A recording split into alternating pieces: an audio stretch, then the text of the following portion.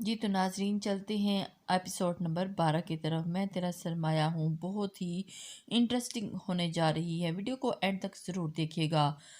اس نے فون نکالا جس کی چارجنگ بھی نہیں تھی، وہ کیب بک کروا سکتی تھی۔ اس کا دل دھڑکا، اس نے بنا سوچے سمجھے اذلان کا نمبر ملایا تھا جو اٹھا لیا گیا تھا۔ اذلان وہ نم لہجے میں بولی تھی، تم خود واپس آؤ گی فرشتے اذلان، تاکہ تمہیں اندازہ ہو کہ شوہر کی بات کے خلاف جانے کا کیا نقصانات ہو سکتے ہیں، اور کال کٹاک سے کاٹ دی گئی۔ فرشتے نے نم آنکھوں سے یہاں وہاں دیکھا اور بھیڑ سے نکل کر پر چلنے لگی۔ فروا، جی سر، تمہیں پتہ ہے فرشتے کہاں ہیں؟ اس نے ٹھنڈے لہجے میں پوچھا تو فروا نے تھوک نکلا، نہیں سر، مجھے نہیں پتہ۔ اس کا حساب تم لوگوں سے میں بعد میں لوں گا۔ تم لوگوں کو اپنی ذمہ داریوں کا اندازہ ہے یا نہیں؟ وہ جس علاقے میں ہے اس کے بارے میں وہ بالکل نہیں جانتی۔ عمر کو فون کرو، فوراً اسے گھر پہنچائے۔ جی سر، اور پھر فروا نے عمر کو سب بتایا تھا جو اس جگہ پہنچا تھا۔ میڈم چلیں۔ اس نے فرشتے کو دیکھا تو تیزی سے گاڑی سے اترتا اس تک پہنچا۔ فرشتے اسے دیکھ کر سہم گئی تھی۔ اذلان سر نے آپ کو گھر پہنچانے کے لیے کہا ہے، وہ تابعداری سے بولا تو فرشتے نے تھوک نگلا، نہیں تو وہ بہت ڈر گئی تھی۔ جی سر، بیٹھ گئی ہیں۔ اوکے سر، نہ جانے کیا کہا گیا۔ اس نے فون فرشتے کو پکڑا دیا، تمہارا دماغ درست نہیں جگہ پر؟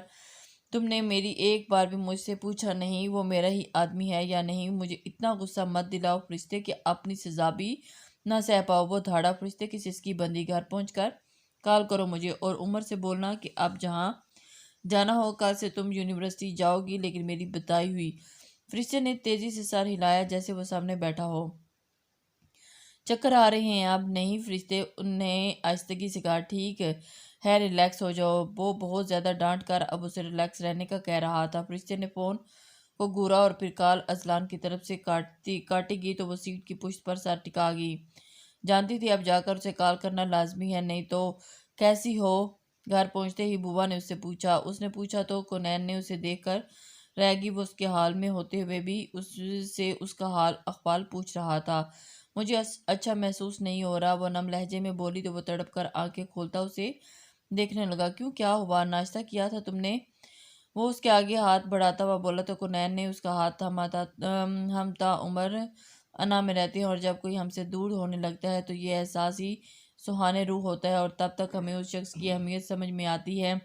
اور کونین ہاور کے ساتھ بھی یہی ہو رہا تھا۔ اس کی حالت کونین کا دل ہلا رہی تھی، اور اسے برا بھی کچھ ہو جاتا تو کیا وہ اس کے بغیر رہ سکتی تھی؟ اس نے خود سے سوال کیا تھا، اور جواب میں اس کے اندر سے سناٹے چھا گئے تھے۔ یہ سب کیسے ہوا؟ کونین نے اس کے ہاتھ تھامتے ہوئے اس کے قریب ہوتے ہوئے کہا، اگر تم گزشتہ رات مجھ سے یوں قریب رہتی تو یہ نہ ہوتا۔ وہ آنکھوں میں شرارت لیے بوسا سا اداس ہو دکھتا جا رہا تھا۔ شیان عثمانی نے مان لیا تھا کہ وہ سراپا سکون تھی۔ آئی ایم سوری، وہ بولی، اور آنکھوں میں موجود کب سے ٹھہرے آنسو اور کل سے موجود وجود میں بے کلیسی سب آنسوؤں کی صورت میں باہر نکلا تھا۔ شش شش شش کونین، آئی ایم فائن۔ اس نے ہاتھ بڑھاتے اس کی کمر سہلائی۔ شیان، کیا کھاؤ گے میرے بچے؟ تہذیب عثمانی جھٹکے سے دروازہ کھولتی اندر آئی تو کونین یکدم ڈر کر کھڑی ہو گئی۔ شیان نے اس کا ہاتھ نہ چھوڑا۔ جوس اس وقت صرف اس نے بند ہوتی آنکھوں سے بمشکل کہا تھا، جبکہ نگاہیں اب بھی اس پر تھی جس کا چہرہ سرخ تھا۔ ٹھیک ہے، اب تمہیں آرام کی ضرورت ہے، انہوں نے کونکھیوں سے کونین کو دیکھ کر کہا تھا، یعنی اس کو جانے کا کہہ رہی تھی وہ اس کو۔ کونین نے شیان کے ہاتھ میں سے آرام سے اپنا ہاتھ نکالا اور ایک ہی قدم سے آگے بڑھایا۔ کونین، یہیں رہو یار، کدھر جا رہی ہو؟ کونین کو اس کو روکتے ہوئے شیان نے بلایا۔ اس نے بند ہوتی نگاہوں سے کہا تو کونین کے قدم وہیں جم گئے تھے، کیونکہ تہذیب عثمانی اسے کینہ توڑ نگاہوں سے گھورتی باہر نکل گئی تھی۔ کونین اسے دیکھتی رہی جو شاید اب پھر دعاؤں کے زیر اثر غنودگی میں جا رہا تھا۔ کونین اس کے پاس وہیں میز پر بیٹھ گئی، کیونکہ وہ جوس پیتے ہی غنودگی میں چلا گیا تھا۔ وہ وہیں بیٹھی رہی اور پھر اس کے سونے کا اطمینان کرتی جہانگیر عثمانی سے بات کرنے لگی، باہر نکل گئی۔ دادا جان، اس نے پکارا تو جو ڈاکٹر سے بات کر رہے تھے، آ جاؤ گڑیا، انہوں نے کہا تو وہ پاس جا کر کھڑی ہوئی تو جہانگیر عثمانی نے اسے بازو کے حلقے میں لیا۔ یہ شیان کی بیوی ہیں، انہوں نے ڈاکٹر سے کہا تو کونین کی نگاہیں جھک گئی۔ بولو گڑیا، کیا بات ہے؟ دادا جان، مجھے گھر جانا ہے۔ اور دادا جان، جہانگیر عثمانی نے اسے دیکھا اور پھر اس سے کہنے لگا، کیا شیان کو بتایا ہے آپ نے؟ وہ ہم کب لے جا سکتے ہیں شیان کو؟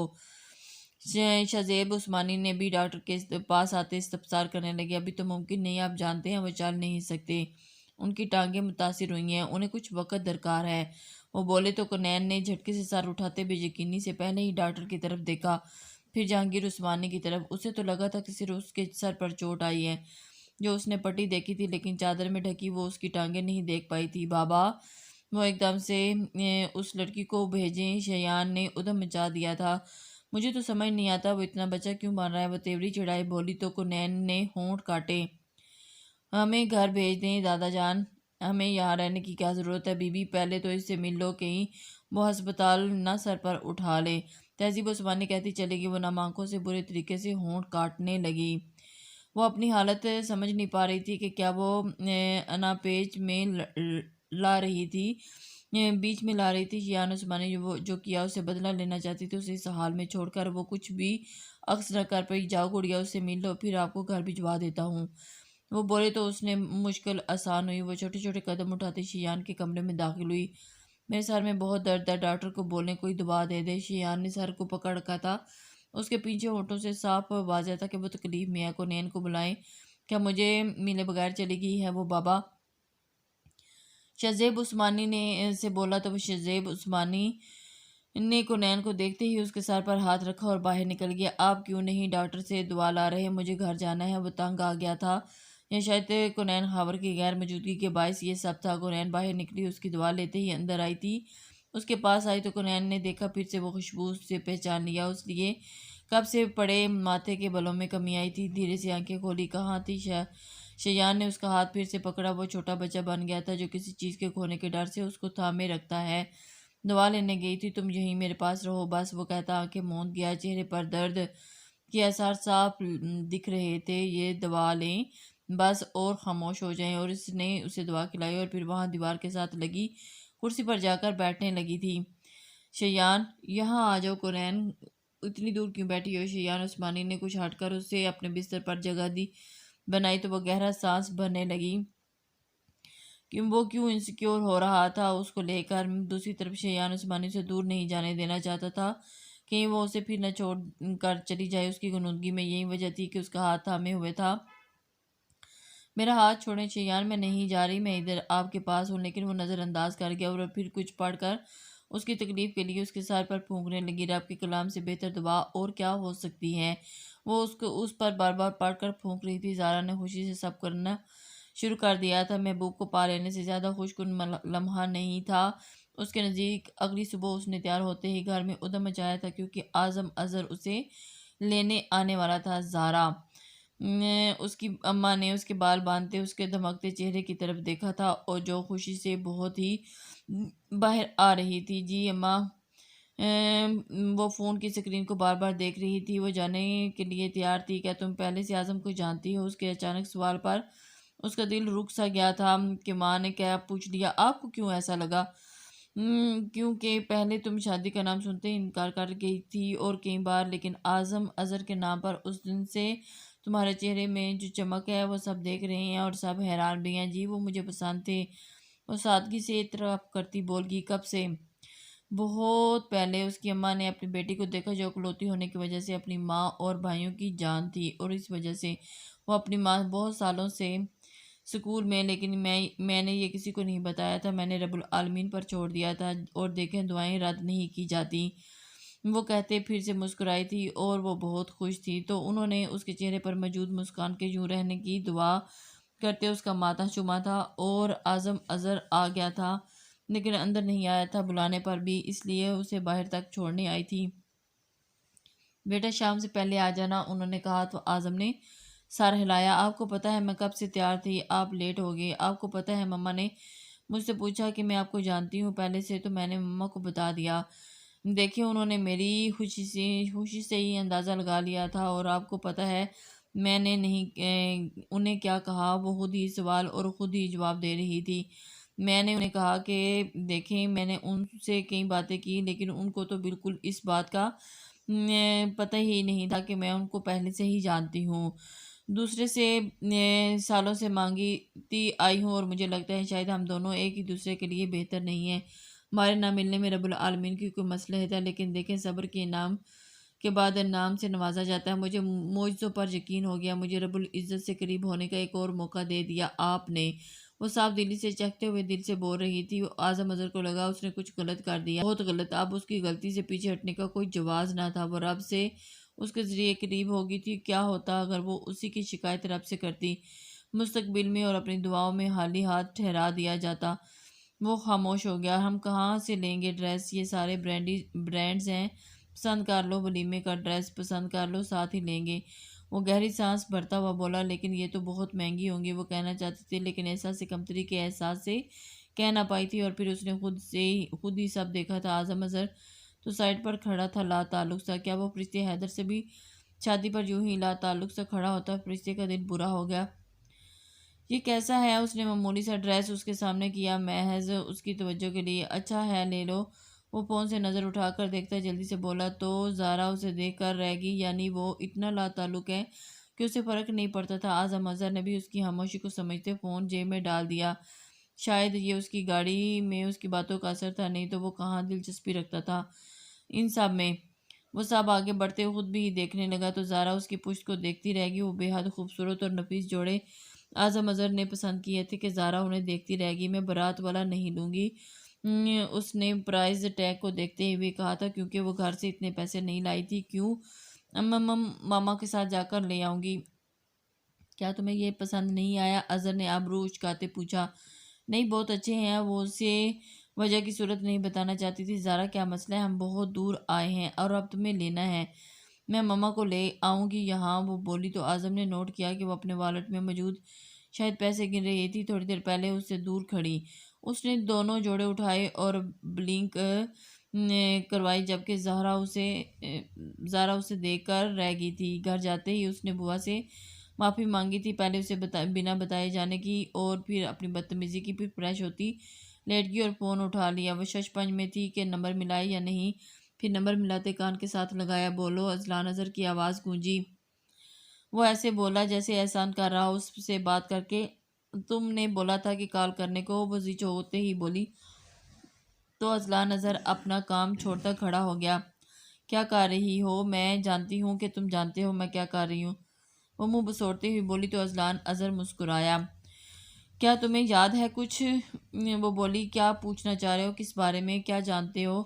کس بارے میں پوچھ رہے ہو؟ میں جانتا ہوں کہ تم جانتی ہو کس بارے میں بات کر رہا ہوں۔ بالکل نہیں جانتی اور نہ جاننا چاہتی ہوں۔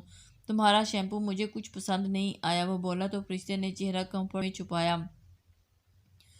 بدل لو، میں بھیج دوں گا، اور یہ شیمپو دوبارہ مت لگانا۔ میں کیوں سب تمہارے مطابق کروں؟ کیونکہ تم میری ہو، تم سے متعلق بھی سب میری پسند کا ہونا چاہیے، وہ بولا تو فرشتے اپنے گال دیکھتے ہوئے محسوس نفرت کے دعوے سب پانی ہو رہے تھے۔ تم بہت امیر ہو گئے ہو وہاں جا کر۔ فرشتے نے نہ کچھ بن پایا تو بولی، تم میرے حلال کمائی کے پیسوں کو ضائع کر رہی ہو۔ 2 لیپ ٹاپ تم توڑ چکی ہو، اور اس بار اسے خراش بھی آئی تو تم دیکھنا، نہیں تو بھیجے تو نہیں مانگا تھا۔ وہ گردن اکڑاتی بولی، بوا نے بتایا تھا مجھے، اور میں نے آواز سنی تھی تمہاری۔ جھوٹ مت بولو۔ تو یہ تمہاری ذمہ داری ہے؟ جب یہ حربہ نہ چل پایا تو وہ اس کی طرف آ گئی۔ بالکل، سب ذمہ داریاں میری ہیں، اور اپنی ذمہ داریوں کو میں کتنے احسن طریقے سے انجام دے رہا ہوں تم جانتی ہو۔ اس کا اشارہ اس کی یونیورسٹی میں ڈرگ والی حرکت پر اور آج کی حرکت پر تھا۔ تم نے تو کوئی کسر نہیں چھوڑی، تم کیا لگائی ہوئی ہے؟ فرشتے، وہ سنجیدہ سا بولا۔ وہ خاموش ہوتی جان گی، وہ بدتمیزی کر جاتی ہے اب اس سے، اور وہ حیران تھا ایسا بننے پر۔ تم نے مجھے مجبور کیا ہے، مت بھولو کہ تم پر میرا حق ہے۔ فرشتے، اذلان میری غلطی ہے، میں نے غصے میں وہ حق لینا چاہا تھا، پر وہ آگے بول نہ پایا تھا، جانتا تھا کہ وہ غلطی پر ہے۔ تم مجھے تکلیف پہنچائی ہے بہت عزیز، وہ نم لہجے میں بولی۔ کتنے عرصے بعد وہ اسے میسر ہوا تھا، اور کیسے اس سے چھوٹی سی تکلیف پر پاگل ہو جاتا تھا، اور کیسے خود ہی اسے بڑے بڑے درد سے روشناس کروا گیا تھا۔ میں سونے لگی ہوں، کال کاٹو۔ خبردار، بات کرو مجھ سے، مجھے ابھی بات کرنی ہے۔ نہیں، مجھے نہیں بات کرنی، اور اس کا دل بھر آیا تھا۔ اور وہ، کیا تمہیں اندازہ ہے کہ میں وہاں سے فلائٹ پکڑتا صرف تمہارے لیے آیا تھا، تمہاری خوشبو کے لیے، چند لمحوں کی قربت کے لیے، جس کے لیے یہاں میں تڑپا ہوں۔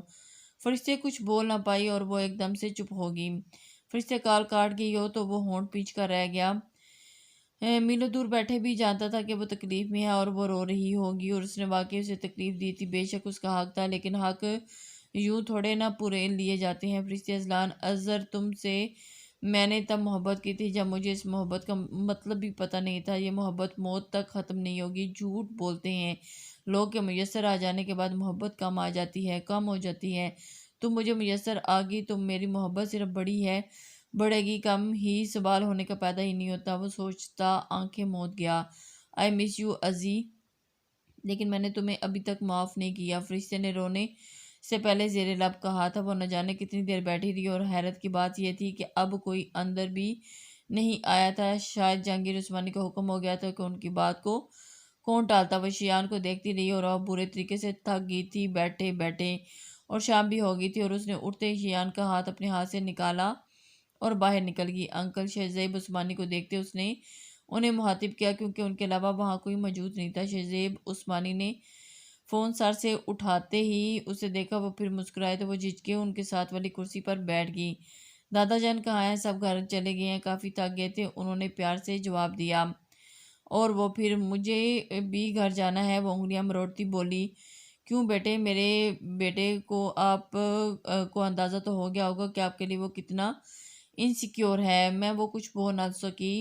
شہزیب عثمانی نے اس کے جھکے سر کو دیکھا تو اسے اپنے حصار میں لیتے اس کا ماتھا چوما۔ بیٹے پریشان مت ہو۔ اس محبت پر اس کی آنکھیں نم ہو گئی تھی۔ کیا کھائیں گی؟ انہوں نے اس پر سر پر ہاتھ رکھتے ہوئے کہا۔ کچھ بھی نہیں، وہ نم لہجے میں بولی۔ میری بیٹی کو بھوک کیوں نہیں ہے؟ تمہارے باپ سے ملا تو وہ ناراض ہوگا کہ بچپن میں تو کہتے تھے کہ یہ میری بیٹی ہے، اور اب دیکھو وہ بولے تو۔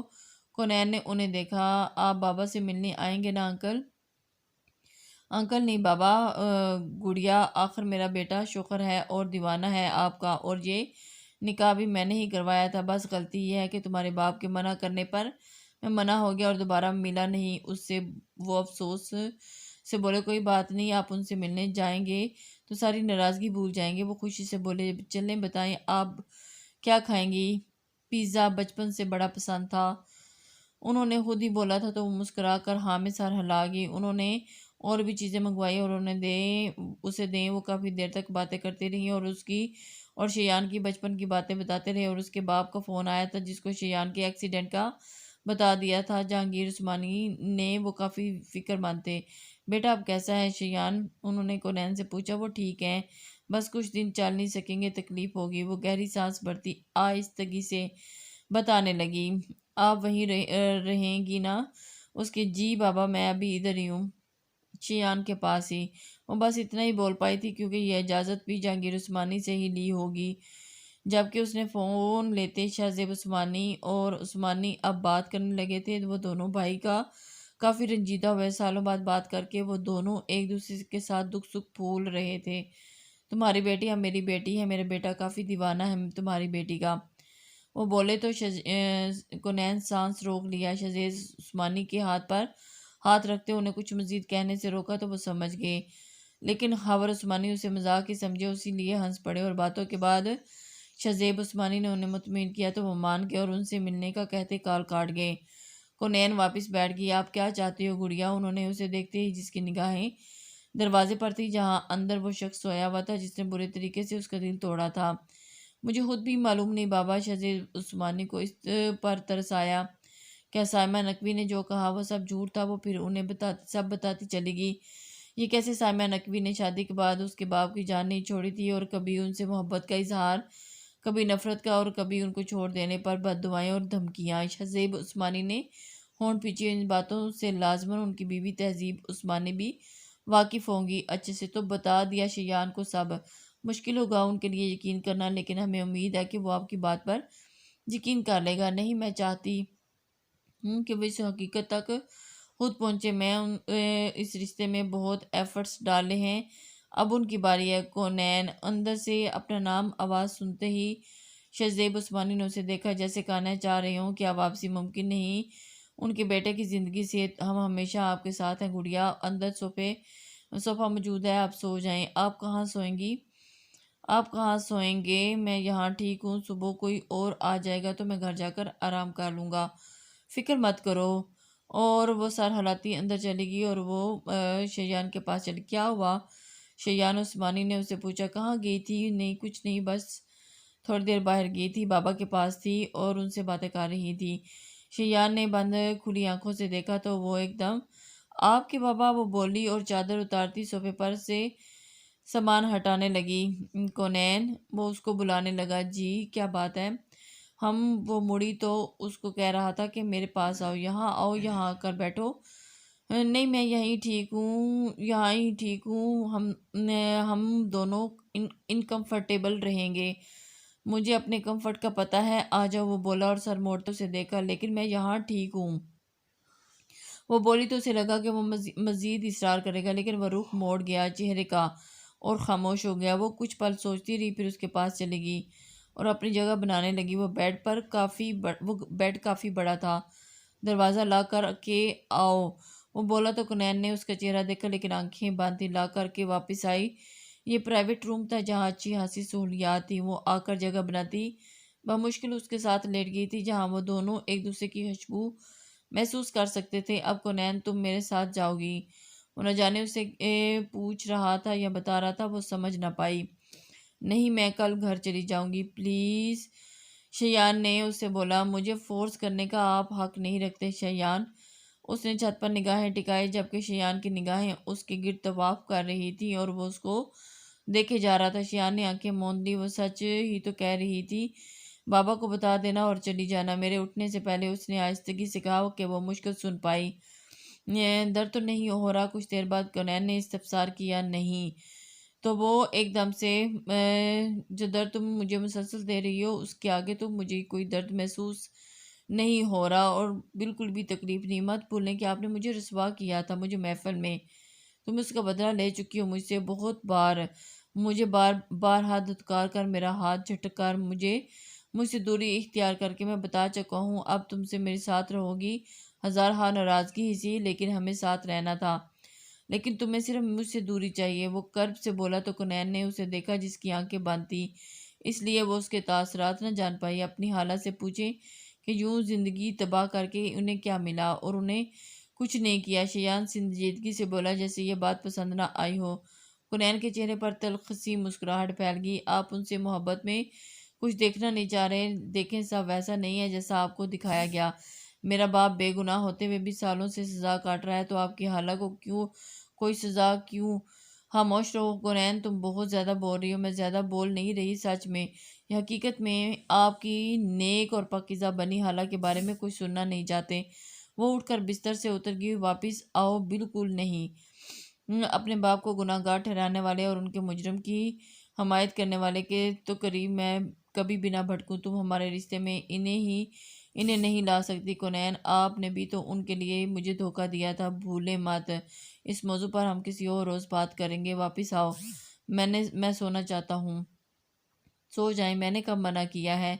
میں نے کہا واپس آؤ۔ وہ جا کر صوفے پر بیٹھ گئی اور آنکھیں موند لی تو شیان عثمانی نے لب پینچ لیے اور سونے کی کوشش کرنے لگا، جو جلدی سو گیا تھا، لیکن کچھ دیر میں آنکھ سر کے درد سے کھلی تو نگاہیں سیدھا اس پر جا کر ٹکرائی جو اب بھی جاگ رہی تھی۔ وہ اپنے ہاتھوں کو اپنے ماتھے پر رکھ کر بے چینی سے کروٹ بدلنے لگا۔ کیا ہوا؟ کچھ چاہیے؟ کچھ لمحوں کے بعد کونین کی آواز گونجی، لیکن شیان نے جواب نہ دیا۔ وہ اٹھ کر آئی تو تاکہ دیکھ سکے وہ سو گیا ہے کہ یہ نہیں، کیونکہ اس کی پیٹھ کونین کی طرف تھی، لیکن اب وہ ہلکے سے اپنے ہاتھوں کو سر پر دبا رہا تھا۔ کونین نے اس کے تکیے کے پاس بیٹھتے ہی اس کے سر پر اپنا ہاتھ رکھا تھا، لیکن اگلے ہی لمحے اسے ہلا گیا تھا۔ شیان عثمانی، اس کا ہاتھ جھٹک گیا تھا۔ مجھے وقتی سہاروں کی ضرورت نہیں ہے، وہ بولا تو کونین کی آنکھوں میں نمکین پانی بھر گئی۔ وہ تکلیف میں تھا، یہی بات اسے تکلیف پہنچا رہی تھی۔ کونین نے اپنا ہاتھ پھر سے رکھا، لیکن اب اس کی بار آہستگی سے شیان نے ہٹایا تو وہ تھم گئی۔